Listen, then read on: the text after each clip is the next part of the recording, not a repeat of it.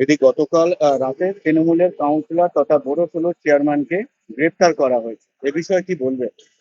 দেখুন, এই বিষয়ে বলার বলতে জানেন আপনারা যে সকলে যে ওনাকে মানে অ্যারেস্ট করার পর সাধারণ মানুষের যে উচ্ছ্বাস, সেই সাধারণ মানুষ এখানে থানার সামনে পর্যন্ত মানুষের ভিড়, ওখানে যেখান থেকে অ্যারেস্ট করা হয়েছে সেখানে মানুষের ভিড়, যে এতদিনে বাঘ জালে পড়লো এরকম সাধারণ মানুষের যে বক্তব্য ছিল।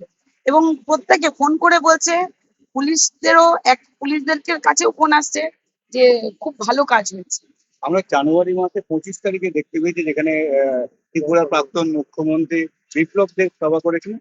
সেই সভা মঞ্চ ভাঙচুর এবং আগুন লাগার অভিযোগ এই সুদীপ মল্লের বিরুদ্ধে ছিল, এবং তাকে গ্রেপ্তারের দাবিতে শুভেন্দু অধিকারী র্যালি করেন, এবং তখন গ্রেপ্তার হয়নি।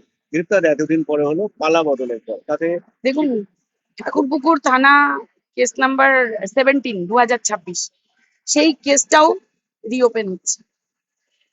মোদিজি বলেছিলেন সবকা সাথ সবকা হিসাব, সবকা সাথ সবকা বিকাশ তো হোগা, সবকা হিসাব ভি হোগা।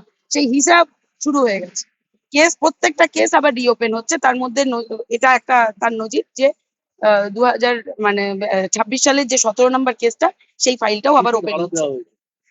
এই যে গতকালের যে ঘটনাটা, তাতে ঠাকুরপুকুর থানায় দুটো কেস অলরেডি হয়েছে। একটা হচ্ছে 113 আর একটা 115। সেখানে ধারা ধারা জিজ্ঞেস করলে আর কি বলবো, অশ্রু ধারা।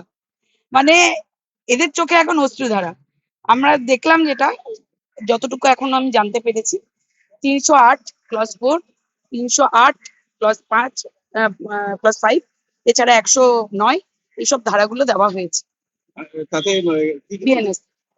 এই অভিযোগগুলো কি কি রয়েছে তার বিরুদ্ধে?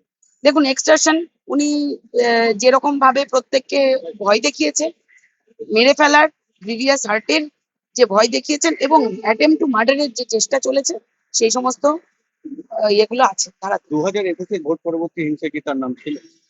2021 ভোট পরবর্তী হিংসাতে সবকিছুর নেপথ্যে কাণ্ডারি যদি বলেন, আছেই, অবশ্যই উনি আছে। শুধু উনি নয়, এরকম প্রচুর মানুষ আছে যারা আমরা জানি। কেউ মানে তৃণমূলের কোনো নেতাই তার ঊর্ধ্বে নয়, প্রত্যেকেই আছে এর মধ্যে।